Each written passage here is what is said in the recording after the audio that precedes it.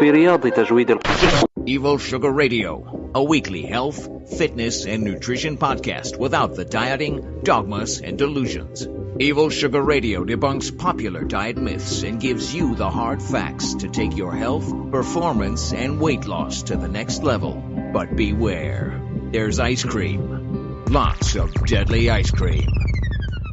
Hey, welcome to Evil Sugar Radio. This is Antonio and Scott. We've got a fantastic show for you today. We've got a special guest, Danny Roddy, he's a phenomenal blogger, expert communicator, which is good because we're going to get into some deep physiology or deep biology concepts here. And Danny is really good at taking sort of advanced metabolic or physiological concepts and communicating them in a way that's easier for the common person or the layperson so that they can understand these concepts better. He talks about Ray Peat's work. I'm a big fan. I've been a big fan of Ray Peat and of Danny Roddy for a long time. I think his blog is fantastic. He recently took his ebooks offline, but one of them is still available. You can read for free. I love his stuff. I've been inspired by his work. He's a really cool cat. So we'd like to welcome Danny Roddy of DannyRoddy.com to the show. Danny, what's up, man? Thanks for joining us. Thank you so much for having me, guys. Danny, where are you at? Are you in San Francisco? I am in the heart of San Francisco. Like in the city, like downtown, or what's it Right, called? The right Tenderloin? Almost in the Tenderloin, but in the Missions. Yeah, I lived in San Francisco for about 3 years in 89, 90, 91. I think it was a much different place back then. Yeah, it definitely was. I mean, most of the biggest cities, or I don't know about most, but New York is the same. What San Francisco is going through now, New York kind of already went through. Oh yeah. I probably shouldn't even live here. It's like way too expensive. Where are you originally from? I lived a majority, I think, of my youth growing up in the mean streets of Orange County. Okay. Pretty rough. Actually, Orange County overall is beautiful, but there's some, like, Huntington Beach is fucking rough, dude. There was serious skinhead gangs and shit. My ex-wife used to watch the OC. I know how man. Well, here's a tidbit. If you guys have ever seen the show Laguna Beach, like that old MTV show, that was my class. Really? Yeah. Oh, shit. You were in the class? They just didn't record you? Well, MTV came to our school, and they were like, if you want to be on this show, you have to fill out this huge packet of papers, basically, and I was alternative in high school. And I was like, fuck that, I'm not going to do that. All the kids that got on the show filled out the packet, but MTV, like, ruined our prom and ruined kind of our senior year of high school. It was pretty bad. They ruined so many things, didn't they? I think that could be a good argument. They ruined having music on TV. It was great when it started out. You guys probably weren't born then, though. Oh, no, I was around. I loved MTV in the 80s and even the early mid-90s, you know. It was when they started reality TV, and they did it pretty well with, like, The Real World.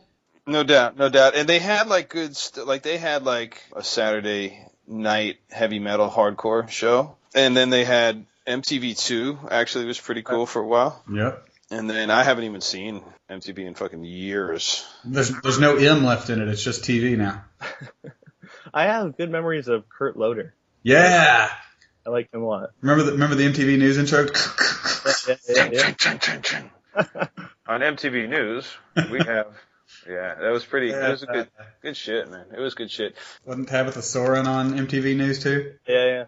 Tabitha Soren, and then Downtown Julie Brown. Julie Brown, see, I don't remember. Headbangers Ball was a pretty dope show, though. Yo MTV Raps. Yo MTV Raps was actually really good. Yeah, it was. Danny, I see your picture there. Is you playing a guitar or a bass? You play?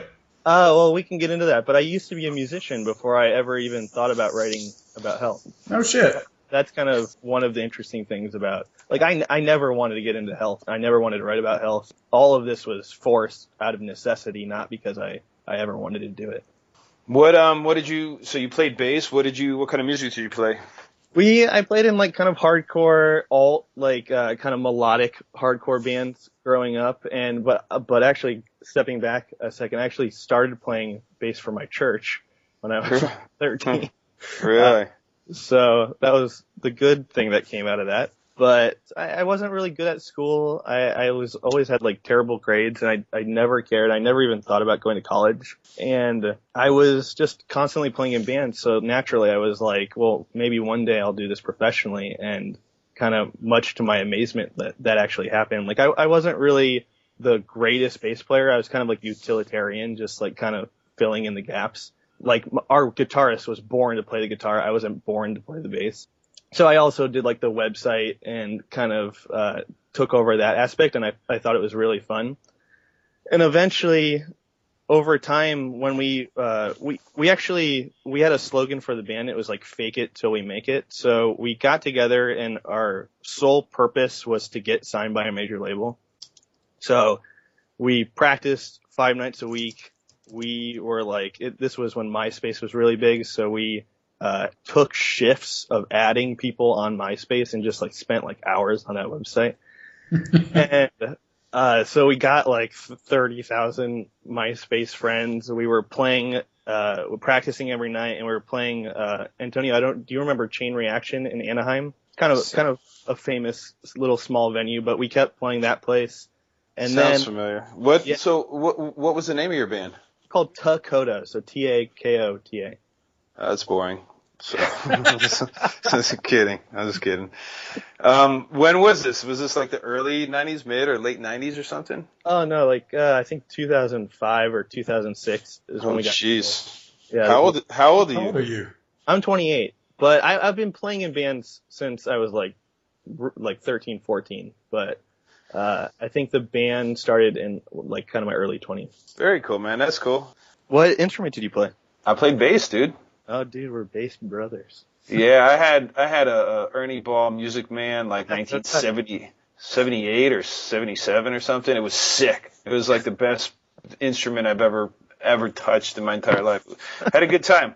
We were vegetarian too, and you know what's interesting is I became vegetarian in like, I don't know, high school in 1986. You know, I always like shaved my head because I was punk rock or whatever, but I noticed only recently, like in recent years, I was able to reflect back on this, but after being vegetarian for about a year or so, I tried to grow my hair back, and I noticed that my hair was really dry and brittle, and so I didn't like it growing it back. Like I had long hair as a kid, but then I was like punk, so I shaved it. But after being vegetarian for about a year, I tried to grow back in, and it was just whack. It was like just gross, and I didn't like it, so I just kept it shaving. And then a few years later, my hairline started receding, and I was pretty young, and I thought it was kind of unusual, but I didn't think too much about it, you know. So I wonder how much of, it's speculative now, but I wonder how much my diet was involved in my either hormonal health or my actual hair health. I have no idea. But I was always curious and wondering if maybe, you know, I probably had a fatty acid deficiency or something. I don't know. That definitely aligns with my experience. Like one of the reasons, so like backing up a little bit, like while I was in the band, so going back to that fake it until you make it thing. So one of our ideas was to go on a European tour, like when we had been a band like for 6 months. And this is just like crazy. And so we all saved up money and booked this like ridiculous European tour right after we had recorded like a really cheap album. And so we go on this tour, and it actually ends up being the best thing that's ever happened to us, because Bruce Dickinson, I think the singer from Iron Maiden, like the old from Iron Maiden, he played one of our songs on his radio show, his internet radio show. And then a rep from Island Def Jam heard it.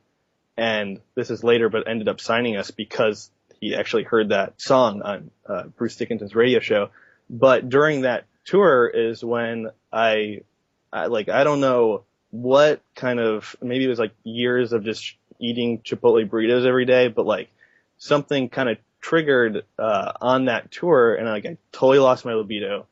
I had anxiety like out of my mind. Like I would regularly just lose my shit on our guitar player. And anybody who's ever been in a band, they know it's like having 4 or 5 girlfriends. And this is like none of the benefit of having a girlfriend and just all the negative. And when you're trying to do this as like a job and a profession and be really serious about it and like put all your money into it and invest, it can just be so anxiety ridden. And also like it's very like, at least at the beginning stages of being in a band, it's not very rewarding. Like you're loading all your shit on the stage, off the stage, and people are like yelling at you to get off the stage for like the next bigger band and stuff. So that was about the time that I got home from the tour, and I was like, fuck. And like I also noticed my hair was like just thinning out like crazy, and I was like, naturally this like from stress, like I don't feel well. And I started bouncing around from physician to physician, and my immediate, because I didn't know any better, I was like, I'm like losing my hair. And I went to, I'll kind of streamline the story, but I went to a doctor, and I also got tests for like my DHT level, which of course causes baldness, or so they say. And I had a dermatologist look at my scalp, and he was like, yeah, you're losing your hair in a male pattern fashion. Like immediately go on Propecia. Like I think over a course of several months, I was taking this drug, and I was like, awesome, like I'm set, like I don't even need to worry about this. I'm like 21, and I'm like taking this drug, and I don't want to tell anybody about my hair loss, and thank God this is going to work. And like flash forward to 3 months or 4 months later, and I have like still no libido. It's probably even worse. And I'm like, can't even have sex if I wanted to. And when I am, I have to like explain to this girl like why I'm like not like any other normal 21-year-old. So it's just like humiliating and horrible. And it finally just reaches a peak where I start like investigating a little bit more about the drug, and I just find like this huge scene on the internet of like guys that have been like super screwed up by this drug. And I'm like 21, don't know anything about health, and I'm like freaked out. So I like throw my like couple $100 worth of Propecia in the trash can. And I'm also freaking out because I'm like, well, what am I going to do about this? And so, for some reason or another, I don't really know why, I never really thought, like when I was looking at dudes that were like losing their hair on the street, I was like, conventional wisdom says that's genetics and male hormones. But like, even to me at that time, it didn't seem like that was like a right explanation. Like the super overweight guy that's like losing his hair, his like hair's gray, and he's like balding in some fashion. I was like, that seems really wrong that a doctor would say, oh, you know what, your health is okay, but you just have a genetic problem, and that's why like your hair is gone. Luckily, I found this guy's website named Brian Simonis, and he goes by the handle Immortal Hair. And he was kind of the first guy that got me into health and got me into the idea, and specifically the hormones associated with a quote, male pattern baldness, end quote.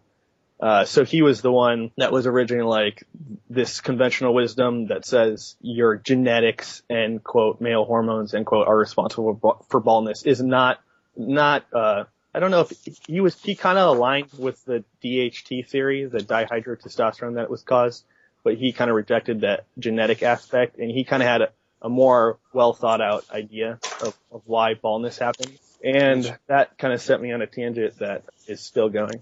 I mean, we all get into health and fitness for ego, but for most of us, it's abs and guns. You got to do it for hair.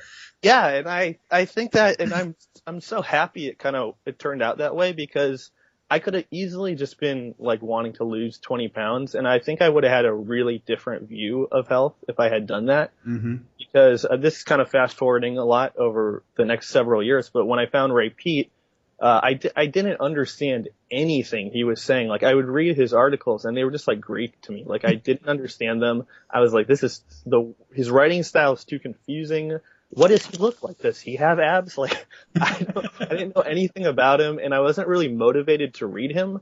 But the one thing that did motivate me to read him was he talked about a hormone called prolactin. And this hormone is kind of notoriously high for guys that have lower libido, and turns out also for hair loss and men and women. So like postpartum pregnancy, like prolactin is probably a good explanation for why hair loss occurs like rapidly in a female.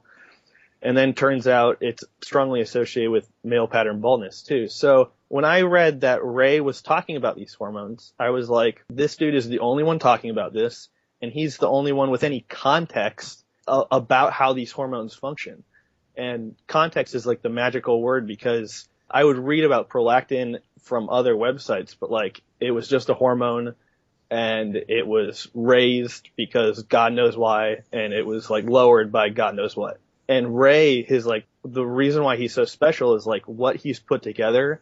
Like, sure, maybe he's wrong in this area or that area, but like what he's done is so incredible by putting together all of these pieces and kind of over the umbrella of metabolic energy. And that sounds maybe pseudoscience-y for somebody who's listening, but it's like real biological energy that the cell is producing. So once he said that, I was kind of sold.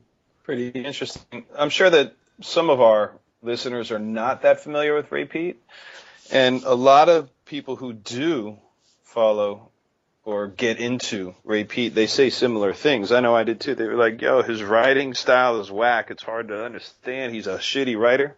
That was my initial take, but when I spent more time and really got into it, that he's a very creative writer.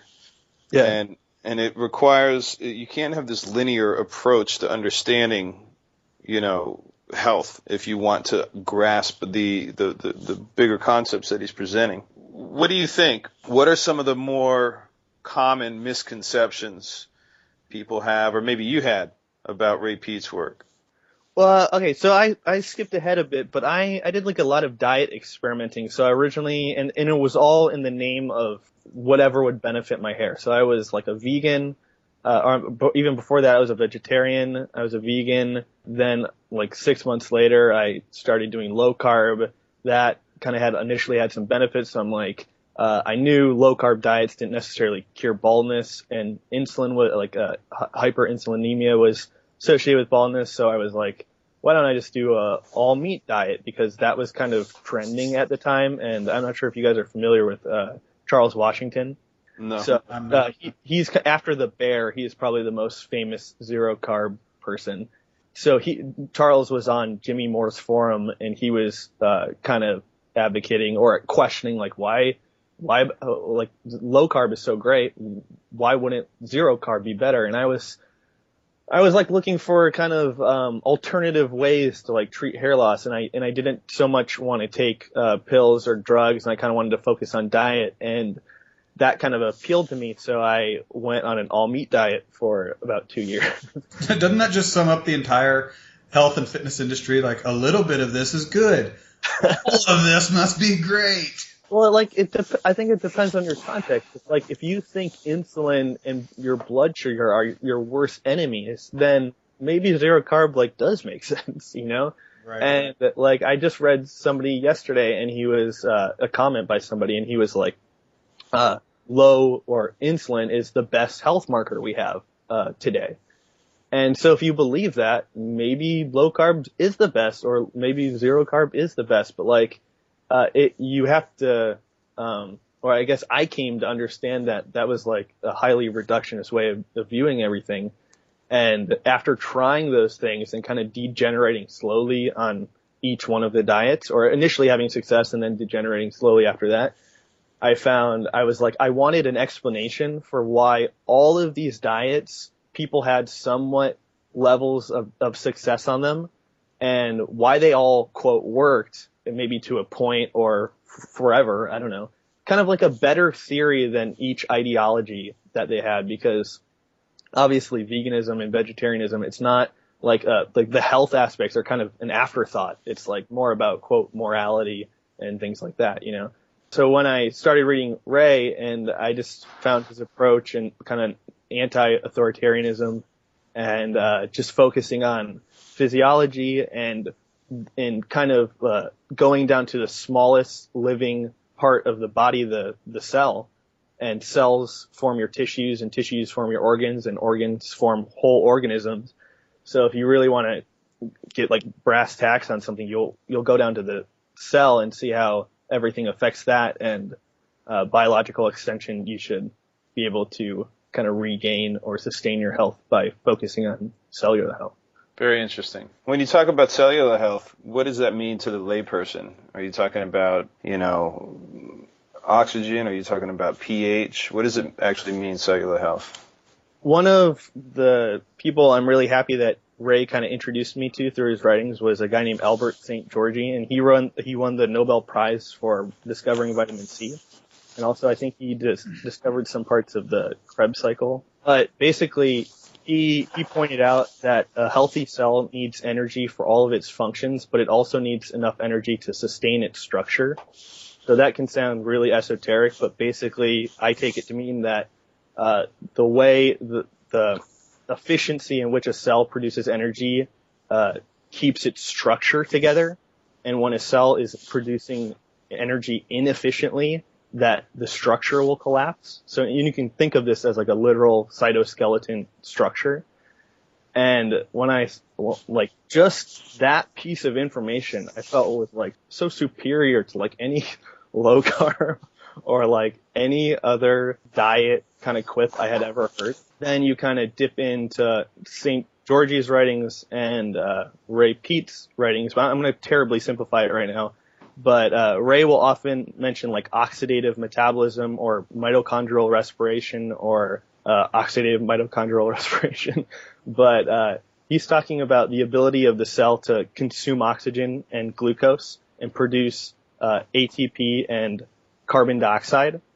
And so carbon dioxide has I think a huge role in everything, and I can talk about it in a second. But that would be an efficient way of producing energy. And when a cell consumes glucose but ends up producing lactic acid instead, that could be considered a inefficient way of producing energy. And so when a cell produces lactic acid instead of carbon dioxide, it is the pyruvate is not being decarboxylated into acetyl-CoA and then going to move on to the mitochondria to produce quote useful energy. Danny, you mentioned ATP. Can you define that for people that don't know that a lot of people are going to know what that is? That's adenosine triphosphate. You can think of it as like kind of energy currency, but I wouldn't get too focused on it like that specifically because the production of so I said earlier a cell needs glucose and oxygen, okay, and an efficient cell will produce carbon dioxide and ATP. This carbon dioxide actually is necessary for the cell to consume oxygen.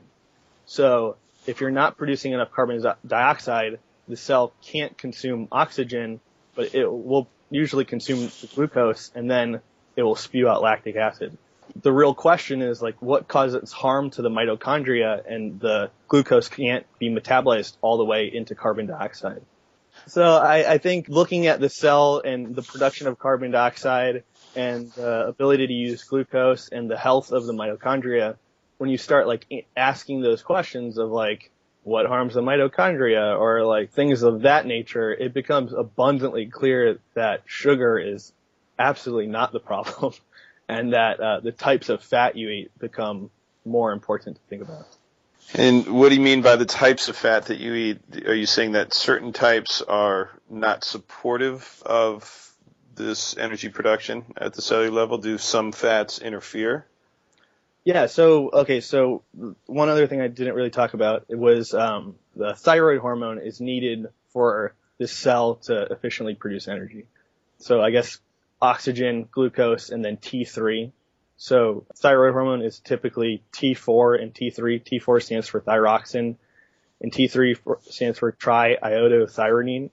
And triiodothyronine, or T3, is, quote, active thyroid hormone. And this is sometimes referred to as the hormone of respiration. And along with oxygen and glucose, this allows a cell to produce, quote, efficient energy. And so when you look at the fats that you're consuming dietarily, the more unsaturated a fat will be, the more it tends to interfere with the production, transport, and activation of thyroid hormones. So if you don't have enough T3 to kind of activate the cell to produce efficient energy, like kind of all is lost, and the structure of the cell will collapse and it will start to divide, which is the thing all of us don't want, is to start growing excessively, because obviously that's cancerous and things like that. What possibly interferes with energy production? Either something interfering with thyroid or something interfering with carbon dioxide production? I think they're one and the same. So I think it can be multiple ways. You could have a diet that was really high in unsaturated fats, and I think that could over time lead to like a suppressed thyroid, but also things like low carb diets for some people, just depending on their physiological state and their like physiological robustness, or I guess you could call it or something like that, might lead to low thyroid and low carbon dioxide, and their cells will literally kind of be starving for oxygen. So one way that could happen is T4 thyroxine is produced in the thyroid gland and a little bit of T3. And T3 is what we are really going for. And the T4 is converted into T3, but it's converted in the liver. And so the liver converts T3 in proportion to the amount of glucose that's available. So again, depending on the person and their robustness and how healthy they are in many different ways, if you just immediately go on a low carb diet or something like that, you could really be severely suppressing your thyroid. This can be kind of paradoxical, because sometimes people jump on a low carb diet, or they'll change their diet or juice fast or some weird thing, and they'll be like, oh man, I feel like so good. But the stress hormones, which we haven't really talked about, they kind of have an inverse relationship with thyroid hormone. And so when your thyroid hormone dips, you immediately start producing more adrenaline to compensate, because if you don't have enough glucose available, you'll start mobilizing triglycerides from your tissue, and they'll break down into fatty acids, and then you'll start using those as fuel. That is problematic for a lot of reasons. That in itself would cause stress. But what I was getting at was adrenaline can make you feel really good initially, but it will probably make you feel like shit later on. So are there low carb diets good or, okay in the short term? But we kind of see, if you look at a lot of the people who do low carb for a long time, they don't tend to stay on top of their game, I think I've noticed that, definitely. But I really think it depends on like the person and their goals, I guess. Like I've definitely seen people get like really ripped, like really fast on low carb. But that's because, I think a reason for that could be like, when you lower your glucose and you kind of suppress your thyroid and you increase hormones responsible for mobilizing fat that are evangelized to be like so good and like, yeah, become like a fat burner and things like that. Like those are all hormones and physiological states associated with stress and disease. So this is going to sound so weird to anybody that I doubt a lot of your listeners are low carb advocates, but you're kind of mimicking the state of like a diabetic. My friend Andrew Kim says you're living at the edge of subsistence, basically.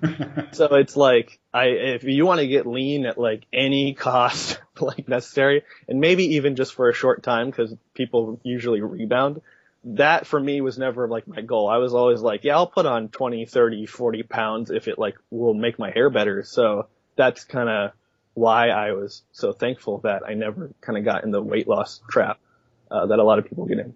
Okay, so now specifically, what about unsaturated fats? You said in the stress response, when fatty acids are being mobilized, is this a problem because of the fuel source? Is there a problem with the types of fat? Is it because they're oxidized, or is it because there's some other byproduct? Like, can you elaborate a little bit on the fatty acid mobilization, and why would that be a problem? Because we see a lot of people are burning fat and they're athletes and lean or whatever, and we put this on a pedestal. We believe that burning fat is somehow magical or something. So can you elaborate a little bit on how this could be a problem? Yeah, so let me say two things. First, so I wrote an article a long time ago, and it was, I forget the title, but it was something how you didn't want to burn fat. I remember it was a fantastic article. You did it for Matt Stone's blog before it disappeared. It was, here's how to burn fat and why you shouldn't, or something like that. Yeah, so that title is a little not true. So you are like always burning fat to an extent. So the idea of like not burning fat or the choice between the two is just like, it's not even something you have to worry about. So like at rest, like your large skeletal muscles, and I think the heart's myocardium will burn fat, and I'm sure other parts of you will too. So that argument, one, is like totally bogus. And then two, I think the easiest way to think about the harm of liberated fat in your blood is when fats are in your blood, they tend to, depending on the kind of environment, tend to spontaneously decompose into things called prostaglandins. And so this is kind of another area where Ray kind of detours from the mainstream. But a lot of people will say that there are certain prostaglandins that are good, certain prostaglandins that are bad, and you want to maximize the good and minimize the bad. And as far as I can tell from Ray, he's saying, no, they're all bad. A point that Ray is seeing differently than these other people is that the prostaglandins, he calls them executors of inflammation, or has referred to them as that. Well, so you mentioned prostaglandins. Can you kind of talk about that? Even that one's beyond me. So can you tell us what prostaglandins are? Yeah, so prostaglandins are like hormone-like inflammatory substances. In stress, they are metabolized from, I'm sure you guys have heard it, arachidonic acid. So Chris Masterjohn writes a lot about this. Yep. And so this is where, again, Ray kind of diverges from other people, but a lot of the prostaglandins are anti-respiratory, so that means they'll inhibit the production of useful energy. But also, the particular prostaglandin, I think it's called prostaglandin E2 or PGE2, activates aromatase. Okay, so this is an enzyme that converts testosterone into estrogen, and we definitely don't want that. And then I think even what made me even more interested in it was, I think 2 years ago, prostaglandin D2, so this is just another derivative prostaglandin, was found to be increased in those, the scalps of those who were diagnosed with male pattern baldness. So at least from the balding point of view, it doesn't look like any of these prostaglandins, when they're metabolized from free fatty acids, are doing any helpful things. And then, kind of when you map this, the idea that estrogen isn't the female hormone, and also prostaglandins tend to, or free fatty acids tend to increase the activity of the enzyme that converts tryptophan into serotonin. I think it's called tryptophan hydroxylase. But when you kind of consider all these things, it just seems like a very bad idea to liberate a bunch of fat into the blood, because it can promote inefficient energy and inflammation and things like that. So in terms of practical application for the people that are listening, maybe some of the people are beginners to this stuff, what would you give some, based on, some general ideas of what we've just discussed, what would you suggest for food ideas? Because we know that people really, they do want simple answers. And although that's a faulty psychology, it is somewhat helpful to give people some basic ideas to get them started. So what do you think, like sugar, fats? I mean, should people just start drinking sodas and whatnot? So the one, I guess, beef I do have, and any person that's looked at Ray's work for a little while kind of understands this probably, is that a lot, Ray's been writing since the 70s, okay? And so his, tomb of work is just crazy, and I haven't even dented it. And I think I've been reading his work for the last 3 years. So, but his work does tend to get reduced down to an orange juice, milk, and cola diet. So I think there's a lot more to it. And so I'll give the things that made me stick to it, not stick to it, a diet or whatever like that, but the things that kind of changed my mind, I guess, were, the first thing I started doing that I started, I guess, incorporating some of Ray's ideas was I started taking Eggshell Calcium, because at the time I really didn't tolerate milk very well. And one of Ray's big things is he suggests that you balance the phosphate to calcium ratio, and you'd want to have more calcium in your diet than phosphate. And I don't think anybody's really worked out the exact 1-to-1 or 1-to-2 or anything like that ratio, but just more.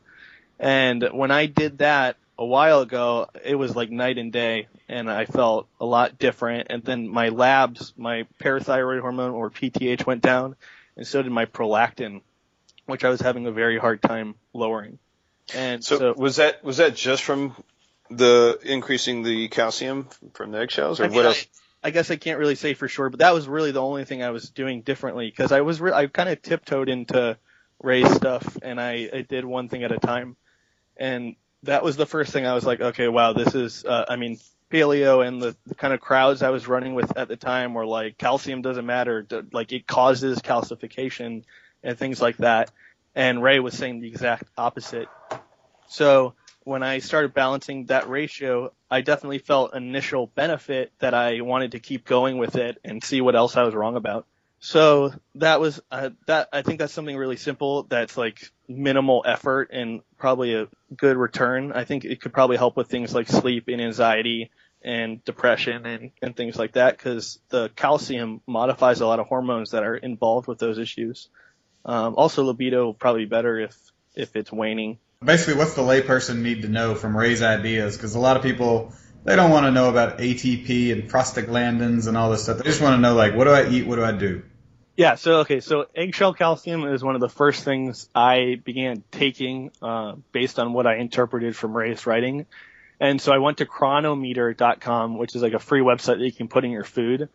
And I would look, I don't know where it's labeled. I think it's labeled phosphate or phosphorus. And I would try to get more calcium than that, the phosphate or phosphorus level. And when I started doing that, I noticed kind of subjective benefits and objective ones too. Just like I felt my skin was better, and I felt like I had less like brain fog and things like that. I felt like my libido was better. But then I started getting more lab tests, and my prolactin had gone down, which is arguably an inflammatory hormone associated with a low metabolism. One paper called it a diabetogenic hormone. And then parathyroid hormone, which is another hormone kind of associated with inflammation and kind of depression and anxiety, also went down. So this very, that was not a big effort on my part to get more calcium than phosphate in it. I think it had pretty profound changes that kind of helped me experiment with other things too. What are some of the possible things that interfere with normal sex drive? So I think when I started losing my hair, like a thing that was very present was like low libido. When I would feel benefits of my hair, like I would get less dandruff, or I could see my hair was like falling out less, I would be like, oh, that's weird. Like I have a better libido during those times. So I just thought the two were coupled. And then I thought things like depression and anxiety were also coupled with that. So when you look at like the physiology of how you make your sex hormones, it takes thyroid hormone, vitamin A, and cholesterol, and then you produce the quote mother or pre-hormone pregnenolone, and then that pregnenolone is converted into progesterone and DHEA. And this is where like the sex hormone cascade, and it's usually interfered with. So you can see how if you didn't have thyroid hormone, you couldn't effectively break down cholesterol into your sex hormones. So what I'm getting at is basically things that help support the metabolic rate will help produce the youthful hormones associated with virility and libido, good libido, and things like that. So instead of like trying tribulus and this herb and like this mystery nutrient, like to try to increase libido in some strange way, just going to like kind of the bare bones of why your like testosterone would be low or something like that could have a pretty significant effect, I think. Interesting. Can you talk about sugar a little bit? Sugar seems to be the one thing that most people demonize, no matter what their diet, cult, or tribe they're in. It seems to be the number one thing most people fear. So can you talk a little bit about sugar? Is all sugar the same? Is there a difference between refined sugar and fruit? That's like a stupid argument that comes up all the time. So again, it like depends on the person's context. If they think slowing everything down and kind of slowing aging down by like slowing the rate at which all your organs work and things, that they think that's a good idea, then maybe sugar like isn't the thing that you'd want to take, because in that context that makes perfect sense. But if you think about the ideas that like Albert Szent-Györgyi, Ray Peat, Gilbert Ling, and various other really smart people, they thought that speeding everything up was a good idea, and that the energy created would just reinforce the structure of the organism, just like it had done in youth. So if you think about like youth versus adulthood, like what's the difference there? Youth, you have like the stereotypical ability to quickly regenerate, and that's why I could like spin kick my sister in the face and like fall down to the ground and like get up like super fast and not be hurt by that. And when you're adult, like, it's characterized by imperfect repair, and you start telling younger people, like, oh, I wish I could still do that or whatever. So I would argue that the energy generated during youth is more efficient, and that is the mechanism at which makes the youth more resilient than the adult. And the adult is experiencing inefficient energy production at some level. Oh, I'm sorry, I didn't answer your question at all. But the sugar basically stimulates the cell to produce carbon dioxide, and the sugar via something called the Randall effect. Sugar and fat actually have a competitive nature. So when you eat a bolus of sugar, it lowers the free fatty acids in your blood via the Randall effect in the short term. And then when you eat a lot of fat, that lowers the rate at which the cell can effectively burn glucose and consume oxygen.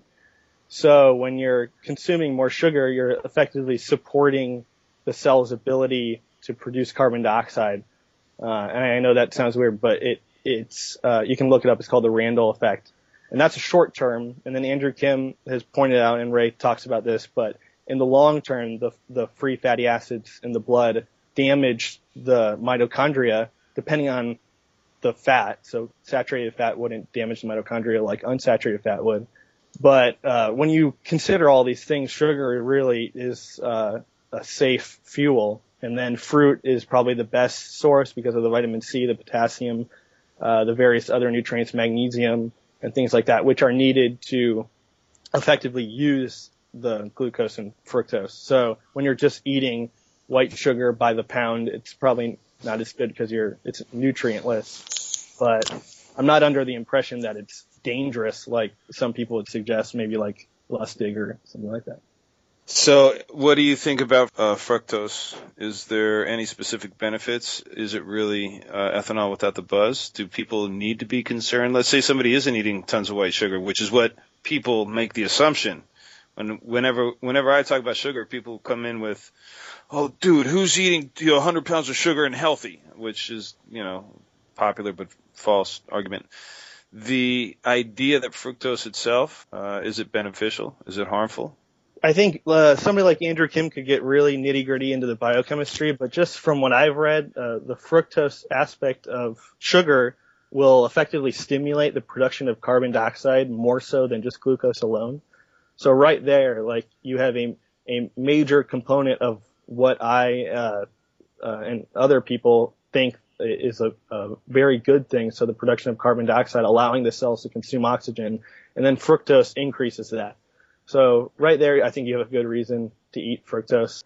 Another reason was this is going to get kind of weird, but the point at which free fatty acids inhibit the use of glucose by the cell, fructose actually bypasses and lets the cell continue producing oxidative energy. So that if you were in bad shape and your cells weren't producing energy efficiently, that would mean that fructose was easier to metabolize than glucose alone. And then you get into the whole starch argument and endotoxin and preabsorption and things like that. There's a lot of really good arguments for eating fructose and sugar rather than starch, or rather than none at all. And I think, and if anybody's really interested, that they can go to andrewkimblog.com, and then I wrote an article on it. I think it's on my top articles on DannyRoddy.com.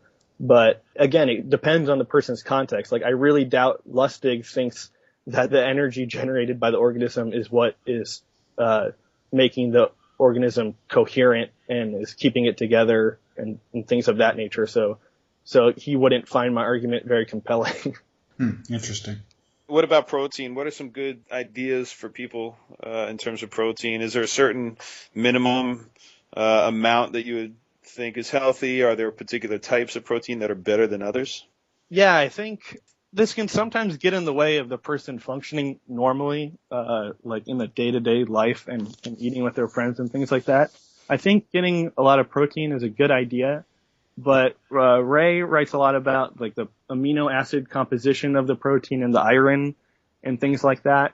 And I think if I were like the person that wrote the Peat Whisperer would like only recommend certain types of protein, but I think just getting enough protein and balancing it with calcium is probably like a good starting place, and maybe not worrying about the various amino acids and iron initially is probably a good thing. So Ray usually recommends 80 to 100 grams for anybody, and then if you're active, more. So, and he bases that recommendation on, I'm forgetting the exact study, but there's just a huge study on soldiers and protein intake, and they found that I think it was 1.5 grams per kilogram of body weight was enough protein for these soldiers not to dip their production of thyroid hormone.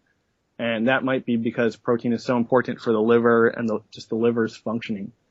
And also, if you just think of yourself as a kind of a huge lump of protein, it makes sense to continually need to eat it just for repair and things like that.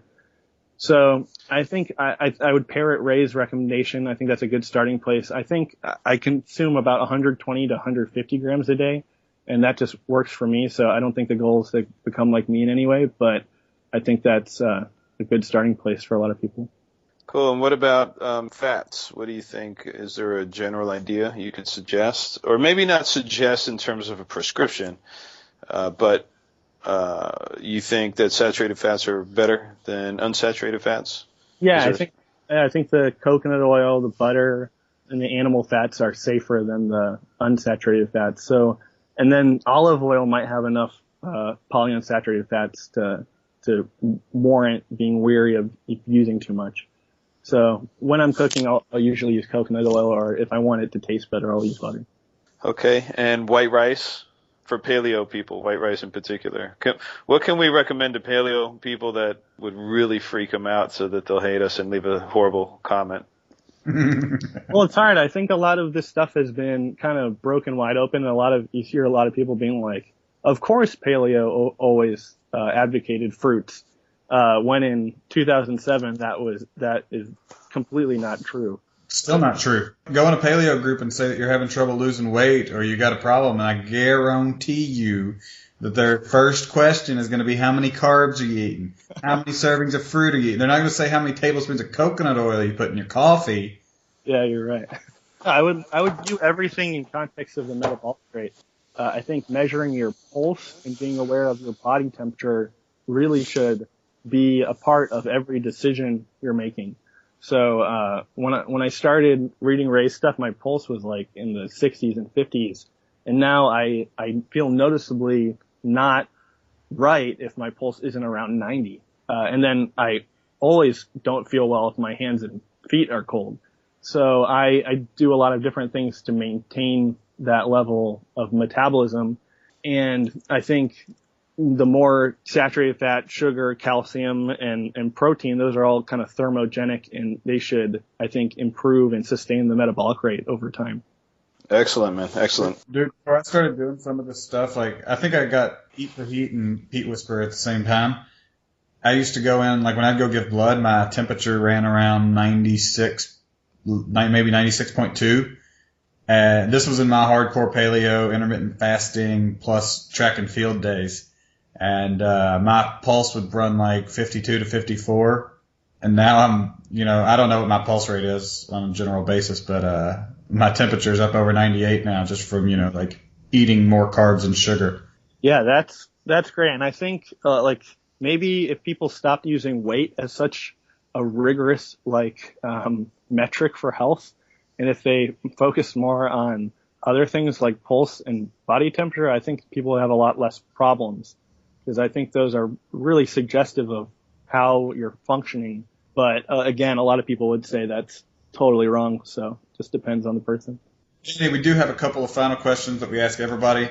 First one is, if you could suggest one or two or three, pieces of positive advice to the fitness industry, what can people in the fitness industry do to better serve, our clients, our customers, the people who come to us for answers? Well, I guess the thing that has helped me most is reading kind of the older scientists. So guys like Szent-Györgyi, they weren't really influenced by anything except trying to figure out how life worked and how energy animated life and things like that. And I find their insights and their science and their everything they do just to be so helpful at helping me understand myself and just the people I like and love and the people that I talk to and things like that. So, and then Ray is just an extension of those very smart Nobel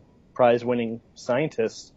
And so I guess my recommendation would be, I know I'm going to sound like I'm sleeping with him, but I think Ray's work is just genius. And I don't know a better place to start than just trying to reading his articles over and over and making notes. And I don't think there's a better way to learn about anything. Cool, man. In terms of the diet, nutrition, health, internet space, what do you think people overall could do to improve the way we communicate and the way we interact with people to really actually help people instead of what most people are doing is bickering over who's better and who's right? What do you think the blogosphere could do better to help people improve their health? I would say maybe focus more on getting in touch with yourself rather than, like, if you go to a blog and it's advocating like adrenal fatigue and it has a list of symptoms, you can be like, oh, I have that, I have that, I have that, I have that. And I think the body is always telling you things. Just, it's something as simple as your fingernails or the tendency to get calluses, places like that. Like if you get dandruff, if you have like thick skin on your heels, like how your hair is growing, if it's changing color or things like that. I think those are like your body is like shouting at you different things that they could be. And I think the research is pretty clear on why those things happen. And instead of like searching for an answer on a website of like a symptom that you might have, like why not focus on yourself and kind of go from there and be very write down the objective and subjective things that you want to change or that you notice about yourself. And I think it would be really helpful for a person that's very sick or a person that just wanted to feel as good as they can to take those things and research like why they actually happen. Cool. So, Danny, thanks a lot for being on our show. We really appreciate you coming on. You helped clarify some really important points, especially points about Ray Peat. A lot of people, like we were saying, a lot of people misunderstand his work and misrepresent it just so that they can, squash it because there's, sugar and thyroid is just too complex for most people to grasp. So anyways, we really appreciate you coming on the show, telling us about your work, about Hair Like a Fox, and also about, helping to explore Ray Peat's ideas some more. So what is, raypeat.com. Is there any particular articles you would suggest for people to get started if they wanted to read more about Ray's work? Oh, wow. Any that seem interesting, I guess, because the topics are so broad. Anything about estrogen, I guess. Okay. So you guys check out raypeat.com. Also check out DannyRoddy.com and his hairlikeafox.com. And that's it, man. Thanks a lot for being on the show. We really appreciate you, and we look forward to catching up with you online somewhere, okay? Thank you, guys. I appreciate it. So that's the show for this week. We appreciate y'all tuning in. And first we want to give a shout-out to Baba Brinkman and, thank him for letting us use his song Revenge of the Somatic there at the beginning. You can check out his music at bababrinkman.bandcamp.com. He puts together some really good science-minded rap and hip-hop. So, check him out. Support independent artists. Other than that, we appreciate y'all tuning in as always. If you want to help us out, you can go to iTunes and rate us, and that helps us out in the rankings. That exposes us to a wider audience so we can help spread the anti-Dogma Evil Sugar Radio message to more people. If you're feeling especially inspired by something we've said, go ahead and write us a review. But if nothing else, just please go over there and give us a rating. Helps us out, and we'll be eternally grateful. So that's Evil Sugar Radio. We appreciate y'all tuning in, and we'll talk to y'all next week.